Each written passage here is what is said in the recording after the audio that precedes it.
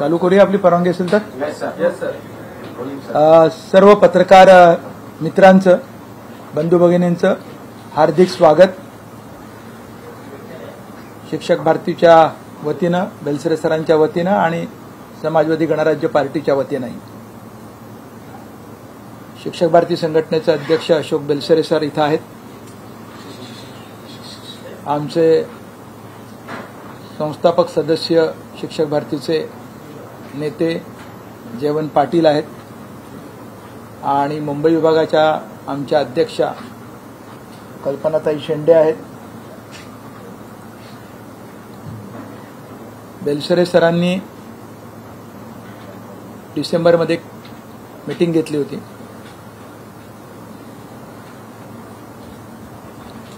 त्याच्या आधी मी 5 सप्टेंबरला जाहीर केलं होतं की माझी 3 टर्म पूर्ण झालेले आहेत. मुंबई विभागाची एक परंपरा राहिलेली आहे. अगदी तात्या सुळे, प्रकाश मोहाडीकर यांच्यापासून ते थेट संजीवनी रायकर ताईंपर्यंत की कोणीही 2 किंवा 3च्या वरती टर्म घेतलेला नव्हता. अपवाद म्हणून संजीवनी रायकरांनी 3री टर्म घेतली आणि या सगळ्यांच्या आग्रहामुळे 3री टर्म मलाही घ्यावी लागली आणि त्यानंतर या परंपरेला अनुसरून मी रिटायरमेंट घेण्याचा निर्णय घेतला. त्याचं मुख्य कारण असं आहे की शिक्षक चळवळीमधलं की शिक्षक 58व्या वर्षी रिटायर होतो. मग ती अट शिक्षक आमदाराला म्हणजे शिक्षकांच्या प्रतिनिधीला का असू नये आणि म्हणून आम्ही निर्णय घेतला की 3 टर्म दिली.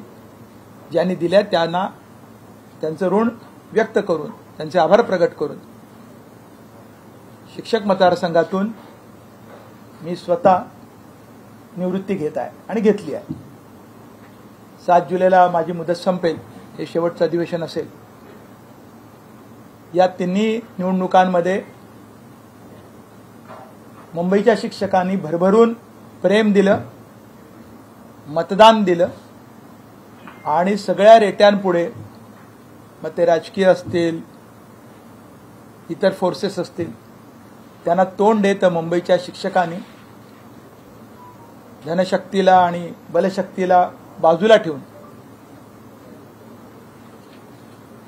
शिक्षक भारतीच्या उमेदवाराला म्हणजे मला निवडून दिलं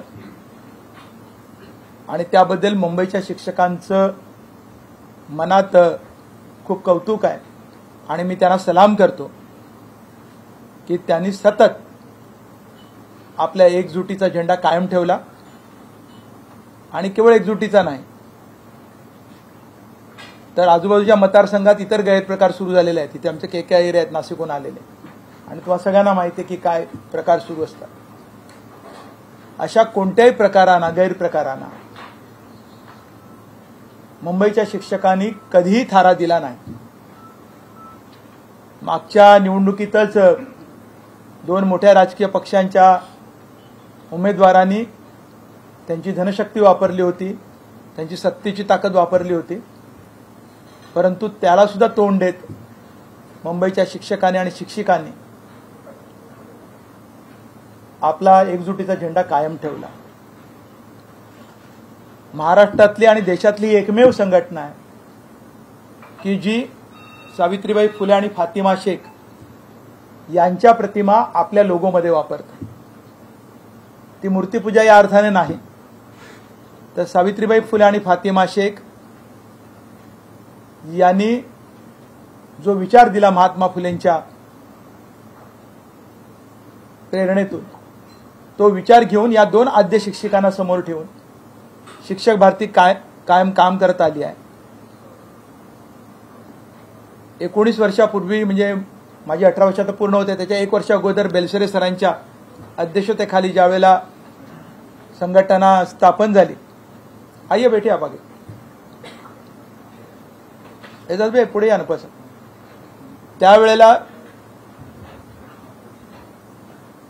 या 2 प्रतिमा आम्ही सर्वांच्या समोर आणल्या आणि याचा आम्हाला आनंद वाटतो, अभिमान वाटतो कि आज देश के हर कोने में, चाहे श्रीनगर हो या कन्याकुमारी हो, हर स्कूल में फातिमा शेख के साथ सावित्रीबाई फुले, इन दोनों की प्रतिमा है, सावित्रीबाई और फातिमा शेख।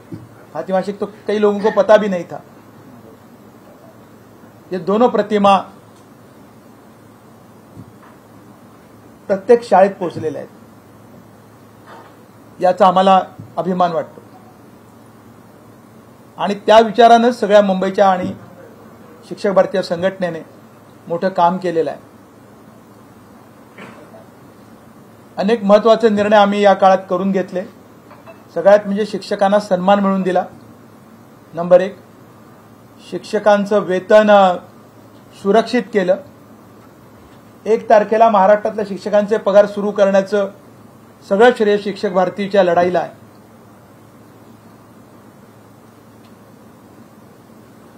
मॅटर्निटी लीव्ह मिळवून दिली, जी 3 महिन्याची 6 महिने केली। बाबासाहेब आंबेडकरांनी 3 महिन्याची मॅटर्निटी लीव्ह दिली होती, ती 6 महिन्याची केली आणि ती केवळ शिक्षकांसाठी नाही, सगळ्या महिला कर्मचाऱ्यांसाठी ती लागू झाली महाराष्ट्रातल्या।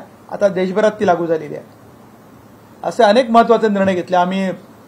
शैक्षणिक आराखडा बदलायला भाग पाडलं, अभ्यासक्रमात बदल घडवले, शिक्षकांच्या प्रत्येक अडचणीला पुढे येऊन बसत आहे, इथे ह्या जगा ते पुढे येऊन बस घेतल्या। नवे आदर्श शिक्षक भारतीने घालून दिले आणि या आदर्शाला अनुसरून बेलसरे सरांनी 9 डिसेंबरला एक बैठक घेतली। संघटनेचे 500हून अधिक पदाधिकारी त्याला हजर होते आणि त्या सगळ्यांनी सरांनी अगदी रिसर डेमोक्रेटिक पद्धतीने निवड केली आणि विचारलं की 3-4 नावं आमच्या पुढे आहेत, पण कोणाला निवडून द्यायचं। एकमताने सुभाष सावित्री किसन मोरे यांची निवड केली, जे माझ्या डाव्या बाजूला बसलेले आहेत। तिथं आमच्या कल्पनाताई आहे। मी त्यांना विचारलं होतं की तुमचे निकष काय आहेत निवडण्याचे, तर त्यांनी मला 3 निकष सांगितले होते। नंबर 1 की काम करणारा, ज्याला वैचारिक भूमिका असा असला पाहिजे, त्याला प्रश्न कळले पाहिजेत आणि सगळ्यात म्हणजे त्याचं चारित्र्य स्वच्छ असलं पाहिजे। कारण आमच्या मुंबईमध्ये आता 15,000 मतदार आहेत, त्याच्यामध्ये 10,000-11,000 जवळपास महिला शिक्षक आहेत आणि मुंबईमध्ये 80% महिला शिक्षक आहेत। इतरांपेक्षा व्यस्त प्रमाण आहे, बाकीच्या ठिकाणी वेगळं प्रमाण आहे। त्यामुळे महिलांचा निर्णय अतिशय महत्त्वाचा होता आणि त्यांनी सुचवल्याप्रमाणे सुभाष मोरेंची निवड झाली, याचा मला अभिमान वाटतो। आणि त्यांनी बेलसर सरांनी त्यांचं नाव जाहीर केलं, त्यांचा उमेदवारी अर्ज भरलेला आहे आणि मागच्या 3 परंपरांमध्ये तुम्ही पाहिलं असेल की समोरच्या सगळ्या उमेदवारांची प्रतिस्पर्धी म्हणतो मी, विरोधी म्हणत नाही, कारण शेवटी शिक्षकच असतात। आमचे त्या मोजणीला नेहमी जयवंत पाटील हजर असायचे, ते मला फोन करायचे की सगळ्यांची डिपॉझिट गेलेली आहेत आणि आपल्याला मतदान झालेलं आहे। हे 3 निवडणुकीत दिसलं। मोठ्या राजकीय पक्षांचे प्रतिनिधी असायचे, पण तिघांची द्या। दुसरं वैशिष्ट्य या निकालांचं की या प्रतिस्पर्धी सगळे उमेदवार त्यांची एकत्र बेरीज केली की त्याच्यापेक्षा अधिक मतं शिक्षक भारतीच्या उमेदवाराला मिळत आलेली आहेत। हे वैशिष्ट्य आहे आणि ज्यांच्यामुळे घडलं त्यांचाच माणूस, त्यांचाच प्रतिनिधी आणि तरुण, कारण मी आता रिटायर झालो त्यामुळे अत्यंत तरुण अशा सुभाष सावित्री त्याच्या आईचं नाव सावित्री, आईचं नाव लावत होतो, सुभाष सावित्री किसन मोरे यांची उमेदवारी जाहीर झालेली आहे आणि आम्हाला खात्री आहे मुंबई शिक्षक मतदारसंघात मागच्या 3 रेकॉर्ड तोडून सर्व उमेदवारांची, त्यांचा आदर राखून म्हणतो कारण ते शेवटी निकाल आहे, पण ती परंपरा राखून त्यांच्यापेक्षा अधिक मतं मिळवून सुभाष मोरे निवडून येतील याबद्दल माझ्या मनात खात्री नाही। 2 प्रश्न आहेत या निवडणुकीची वैशिष्ट्ये आहेत। या निवडणुकीत पहिल्यांदा असं घडलं की शिक्षक चळवळीच्या बाहेरचे 2 उमेदवार आलेले आहेत। मी शिक्षक नव्हतो, परंतु शिक्षक चळवळीतनं आलो होतो, शैक्षणिक चळवळीतनं आलो होतो. बेलसे सरांच्या नाईट स्कूलमधनं आणि छात्र भरतीच्या चळवळीतनं आलो होतो. त्यामुळे त्यांनी मला बोलावून उमेदवार केलं होतं. पण पहिल्यांदा असं घडलेलं आहे की शिक्षक विरुद्ध शिक्षक विरोधी, शिक्षक विरुद्ध शिक्षण विरोधी अशा पद्धतीनं पहिल्यांदा निवडणूक होणार आहे. मुंबई बँकेने उमेदवार उतरवलाय. आश्चर्य वाटतं मला, कारण आम्ही त्यांची एंट्री पगारामध्ये होऊ दिली नाही. सुप्रीम कोर्टापर्यंत आम्ही लढलो. मुंबईच्या शिक्षकांचे नाही, महाराष्ट्रातील शिक्षकांचे पगार सुरक्षित केले. अशोक बेलसरे सरांसोबत सुभाष मोरे स्वतः सुप्रीम कोर्टापर्यंत गेलो आम्ही, आणि आमचे पगार राष्ट्रीयकृत बँकेत, म्हणजे मुंबईत युनियन बँकेत, नागपूरमध्ये पण युनियन बँकेत आहे, पगार आम्ही सुरक्षित केले आणि त्यामुळे ते 1 तारखेला होऊ दिले. खूप प्रयत्न झाले त्यांनी मुंबई बँकेत नेण्याचा. तर त्यांच्या असं लक्षात आलं की आमदार बदलला पाहिजे, म्हणजे मग परत मुंबई बँकेत पगार पळवता येतील, अशी त्यांची धारणा असावी, आणि म्हणून त्यांनी उमेदवार उतरवला असावा. निवडणूक लढवण्याचा त्यांना अधिकार आहे, परंतु मुंबईतील शिक्षक आपल्या पगाराच्या बाबत खूप संवेदनशील आहेत आणि ते सुरक्षित राखतील याबद्दल शंका नाही. अजून एक उमेदवार आले ते अधिकारी लॉबीतनं. कारण तुम्ही पाहिलं असेल की महाराष्ट्रात काही गडबडी होत असल्या तरी मुंबईतल्या अधिकाऱ्यांना काही गडबड करता येत नाही. अप्रुव्हल असेल, काही असेल, इथं भ्रष्टाचाराला थारा नाही. तुम्ही 3 टर्म एवढं जोरात आलो. सगळ्या शिक्षकांना माहिती की इथं पैसे द्यावे लागत नाही आणि खाऊ देत नाही आम्ही. त्यामुळे अधिकारी लॉबीने एक त्यांचा उमेदवार उभा केलेला आहे. पहिल्यांदा लक्षात आलं की शिक्षणाधिकारी, शिक्षण उपसंचालक, ते उपसचिवपर्यंत गेलेले एक त्यांचा प्रतिनिधी, त्यांचं रिटायर होऊन ते 20 वर्ष झालेली आहेत, ज्येष्ठ आहेत. मी त्यांचा आदर करतो, कारण वयानुसार आपण आदर केला पाहिजे. परंतु ते त्या लॉबीचे उमेदवार आहेत आणि त्यांनी शिक्षण सेवक नावाची संकल्पना महाराष्ट्रात आणली. भारत सरकारने कळवलं होतं की मानधनावरती शिक्षक नियुक्त करा, पण त्यात एक लिहिलं होतं की त्यांना सन्मानपूर्वक मानधन द्या, रिस्पेक्टफुल रेम्युनरेशन द्या, सॅलरी द्या. या महाशयांनी असं सुचवलं की एका शिक्षकाच्या पगारात आपल्याला 4 ते 5 शिक्षक ठेवता येतील, आणि त्यानुसार त्यांनी 2,500 रुपये मिनिमम प्रायमरीला, सेकंडरीला 3,000 आणि ज्युनियर कॉलेजला पाटील सर किती 3,500 पगार देता येईल. पगार नाही, मानधन देता येईल. त्याला नाव दिलं त्यांनी शिक्षण सेवक. हा निर्णय 2000चा आहे, त्यांची सही आहे. पूर्वीच्या काळात अनेक अधिकारी असतात की जे भूमिका घेत की बाजूने निर्णय, लोकहिताचे निर्णय झाले पाहिजे, पण लोकहिताला तिलांजली दिली गेली आणि शिक्षकांना अवमानित केलं गेलं. आणि मग आमची घोषणा होती, सेवक नाही शिक्षकामी न सहणार अपमान, अज्ञानाचे भेदकामी पुन्हा मिळवू सन्मान. त्यानुसार मी प्रायव्हेट बिल आणलं, नाव बदलायला भाग पाडलं, मानधन दुप्पट नाही तिप्पट चौपट केलं. आता ते फार चांगल्या आयुष्यातला भाग नाही आम्हाला, ती कॉन्ट्रॅक्ट सिस्टीम. परंतु त्या कॉन्ट्रॅक्ट सिस्टीममुळे पूर्वी प्रायव्हेट शाळांचे पगार पण बरे असायचे. आता सरकारी शाळांमध्ये जर कंत्राटीकरण सुरू झालं आणि इतका पगार कमी आला तर प्रायव्हेट शाळांची स्थिती काय असेल तुम्ही विचार करू शकता. फार अपमानास्पद पगार आहेत, आणि ही जी विषमता आहे पगारांमधली, स्केल आणि कॉन्ट्रॅक्टमधली, ती अत्यंत अपमानास्पद आणि तेवढीच शोषण करणारी व्यवस्था आहे. ती व्यवस्था आम्ही संपवण्यासाठी म्हणून मी म्हणालो की एका बाजूला सुभाष मोरे जे सुकाणू कमिटीचे सदस्य आहेत.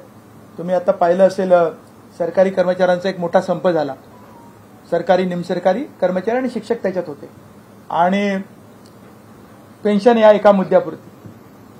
या पेन्शनच्या मुद्द्यावरती या सुकाणू समितीचे एक सदस्य होते सुभाष मोरे, आणि सुकाणू समितीचे जे मुख्य निमंत्रक आहेत आणि सर्वोच्च नेते आहेत विश्वास काटकर, ते मला असं म्हणाले की सरकारशी बोलताना पेन्शनच्या प्रश्नावरती त्याचा प्रारूप ठरवताना, त्याचा फॉर्म्युला वर्कआउट करताना सुभाष मोरेंची भूमिका आणि त्यांचं जाण त्यातलं त्यांचा अभ्यास आम्हाला खूप कामाचा आला.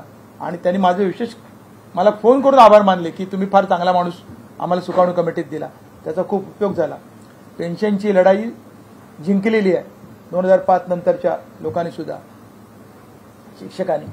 ती पेन्शनच्या लढाईचं सगळ्यात मोठं श्रेय आमच्या शिक्षक भारतीमध्ये जर कोणाला द्यायचं असेल तर निर्विवादपणे आम्ही सुभाष मोरेंना देतो.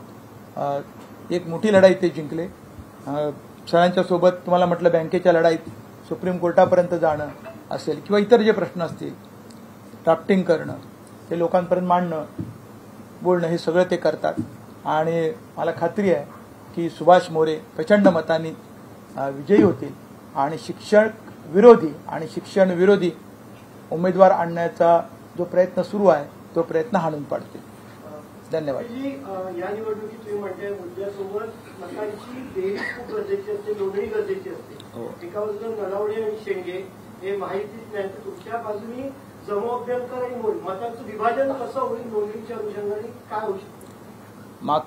मागच्या 3 निवडणुकीचे निकाल स्पष्ट आहेत. या तिन्ही निवडणुकीमध्ये प्रतिस्पर्धी उमेदवारांच्या मतांची एकत्र बेरीज, तुम्ही आता ज्यांची नावं घेतली ज्या पक्षांची, त्या पक्षांचे अधिकृत उमेदवार माझ्याविरुद्ध पहिल्या निवडणुकीत, दुसऱ्या आणि तिसऱ्या निवडणुकीत होते, तिन्ही निवडणुकीत होते. त्यांची एकत्र बेरीज केली तर त्याच्यापेक्षा जास्त मतं घेऊन शिक्षक भारतीचा उमेदवार निवडून आलेला आहे, म्हणजे मी आलेलो आहे. आणि ती परंपरा कायम राखली जाईल. तुम्ही महाविकास सोबत असं असताना इकडनंच जमअभ्यंकरांना उमेदवारी दिली, तुम्ही त्याला थांबू शकला असतात, कुठेतरी मतांचं विभाजन थांबलं असतं. ऐकलं नाही का उद्धव ठाकरेंच्या शिवसेनेमधून? महाविकास आघाडी किंवा इंडियाला जे आम्ही सहकार्य केलं, पाठिंबा दिला, ते या देशाचं संविधान वाचवण्यासाठी, या देशाची लोकशाही वाचवण्यासाठी आणि देशातील आणि विशेषतः महाराष्ट्रातील जनतेने पक्ष बघितला नाही, निशाणी बघितली नाही, तर जो संविधानाच्या बाजूचा आहे त्याला मतदान केलेलं आहे. कोणत्या पक्षाला मतदान केलेलं आहे असं मानणं चुकीचं ठरेल, कोणत्या उमेदवाराला मतदान केलं असं मानणं चुकीचं ठरेल. मी निकाल बघा, निकाल स्पष्ट आहे. इंडियाच्या बाजूने म्हणजे संविधानाच्या बाजूने मतदान केलेलं आहे आणि आम्ही त्याच भूमिकेतून त्याला पाठिंबा दिला होता. ही निवडणूक वेगळी आहे. या निवडणुकीमधले इश्यूज संविधानिक विषय आहे याच्यामध्ये, तो आम्ही महत्वाचा समाजवादाचा लढतो. लोकशाही वाचवण्यासाठी आम्ही प्रयत्न केला आणि व्यसन घातली तानाशाहीला. आता समाजवादाचा मुद्दा आहे, म्हणजे विषमतेच्या विरोधातला आहे, डिस्पॅरिटीचा मुद्दा आहे आणि त्या मुद्द्यावरती ही निवडणूक अत्यंत दिशादर्शक ठरणार आहे. आणि त्यामुळे समोर जे उमेदवार आहेत हे सगळे कंत्राटीकरण. आदरणीय उद्धव ठाकरे साहेबांशी माझं बोलणं झालेलं होतं. त्यांनी काल जी प्रेस कॉन्फरन्स घेतली त्याबद्दल मी त्यांचा आभारी आहे. त्यांनी खरं सांगितलं की त्यांना त्यांचा उमेदवार उभा करायचा होता, ही निवडणूक लढवायची आहे हे त्यांनी मला सांगितलं होतं. मी त्यांना विनंती केली होती, पण त्यांनी त्यांचा उमेदवार जाहीर करण्याच्या अगोदर आदल्या रात्री मला स्वतःहून फोन केला आणि सांगितलं की कपिल, माझी खूप अडचण आहे आणि ती समजून घे, मला निवडणुकीला उभं करावं लागतंय. आता मोठ्या नेत्यांच्या, मोठ्या पक्षांच्या मोठ्या अडचणी असतात, आपण त्या समजून घेतल्या पाहिजेत. एवढं तर आपण राजकीय शहाणपण शिकलोय की नाही, तर त्या शहाणपणात एवढ्या मोठ्या नेत्यांनी सांगितल्यानंतर त्यांच्या ज्या अडचणी असतील त्या मी विचारणं बरोबर नाही. आणि त्यांनी स्वतःहून स्वच्छपणे सांगितलं. आणि काल त्यांनी सांगितलं की कपिलशी आमचे चांगले संबंध आहेत आणि यापुढे आम्ही सामोपचाराने आणि मनोमिलापाने प्रामाणिकपणे काम करू. एवढं मोठं आश्वासन त्यांनी जे दिलं, यापुढे मध्ये सगळं आलं ना, तर पण त्याला जोडून ते अशा म्हणले की कपिल पाटलांशी मी या संदर्भात चर्चा करणार आहे, समझोता करणार आहे. मी ते पूर्ण मुलाखत पाहिली आहे आणि स्वच्छ बोललेले आहेत. ते मला पाठ आहे, मी ती लिहून आणली आहे आणि माझ्या मोबाईलमध्ये ती सेव्ह आहे. त्यांनी बरोबर विधान केलंय, तेवढंच मी वाचून दाखवलं तुम्हाला. त्याच्या पलीकडे एक शब्द मी माझ्या तोंडचा घालणं बरोबर नाही. मोठे नेते आहेत, ते आघाडीचे नेते आहेत, त्यांनी जे म्हटलं की यापुढे प्रामाणिकपणे आम्ही काम करू, ही एवढ्या मोठ्या नेत्याने असं बोलणं ही सुद्धा एक मोठी पावती आहे. आणि मला असं वाटतं की जे संविधानाच्या बाजूने जे आहेत, जे लोकशाहीच्या बाजूने आहेत, ते समाजवादाच्या बाजूने उभे राहतील आणि जे समाजवादाच्या बाजूने आहेत ते सुभाष मोरेंचा मार्ग प्रशस्त करतील. याबद्दल माझ्या मनात कोणतीही शंका नाही. मी कोणाला दोष देऊ इच्छित नाही. मसाला कमी पडला वाटतं. ब्रेकिंग झालं. मोरे सर जरा 1-2 मिनिटं बोल. मोरे सर बोलतो. या निवडणुकीतून माघार घेतली, आपला पुढचा विचार आहे की आपण विधानसभा नाही, या निवडणुकीत माघार नाही घेतली. या निवडणुकीत सुभाष मोरे उमेदवार. आता मी या कोरेगाव विधानसभेतून विधानसभा लढण्याचं आश्वासन देण्यात आलेलं आहे महाविकास आघाडीकडे, खरं आहे? सुभाष मोरे यांची उमेदवारी जाहीर झाल्यानंतर जी आम्ही परंपरेला अनुसरून घेतली आणि यापुढे राजकीय काम तर करणं, मी काही राजकारणातून निवृत्त झालेलो नाही, पण राजकारण म्हणजे निवडणूक लढवणं, विशिष्ट मतदारसंघात निवडणं असं नसतो. मोठी लढाई करावी लागणार आहे. कारण लोकशाहीची लढाई थोडीशी कमी पडलो आपण, हे मान्य केलं पाहिजे. अजून ताकदीनं ती लढावी लागेल आणि त्याहीपेक्षा की समाजवादाचा मुद्दा या पुढच्या काळात ऐरणीवर आणावा लागेल. इतकी डिस्पॅरिटी समाजामध्ये वाढलेली आहे, इतकी विषमता वाढलेली आहे. आपला महाराष्ट्र म्हणजे महाराष्ट्राची चर्चा करू. महाराष्ट्राचं ही डिस्पॅरिटीचा जो विषमतेचा जो भाग आहे, आताच प्राध्यापक नीरज हातेकरांचं एक पुस्तक आलेलं आहे आणि त्याने आकडेवारी निश्चित सिद्ध केलेलं आहे की देशातील बिमारू राज्यांपेक्षा महाराष्ट्राची स्थिती खालची आहे विषमतेमध्ये. याच्यावर काम नको करायला, याच्यावर काम बाकीचे करत नाहीत म्हणून आपण नाही करायचं का? आपण ते काम करायचं ठरवलंय आणि मी पूर्णपणे त्या मुद्द्यावरती या पुढच्या काळात रण उठवण्याचं ठरवलंय.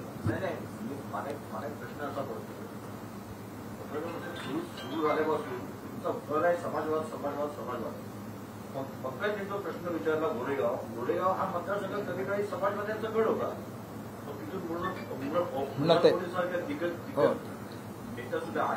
पंकजी गोरेगावचाच आहे ना, त्याला शुभेच्छा देतो मी.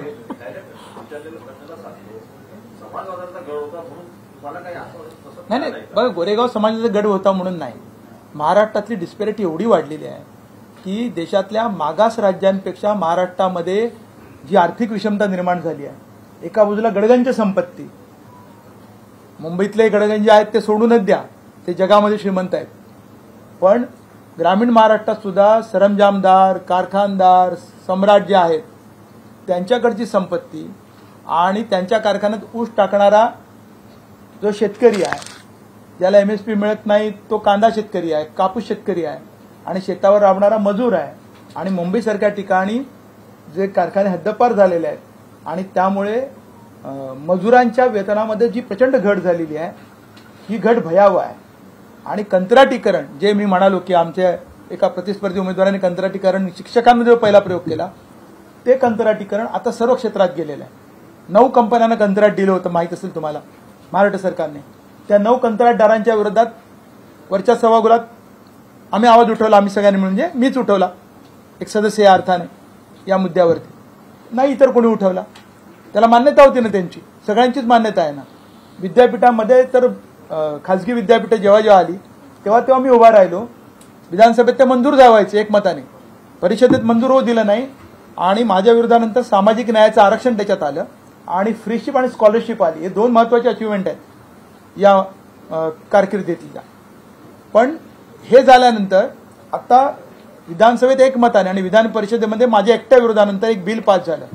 ते बिल इतकं धक्कादायक आहे की तुमच्या घरातल्या, इथे असलेल्या श्रमिक पत्रकारांच्या घरातला कोणताही मुलगा किंवा कोणतीही मुलगी या खासगी विद्यापीठातून कधीही फ्रीशिप किंवा स्कॉलरशिप घेऊन शिकू शकणार नाही.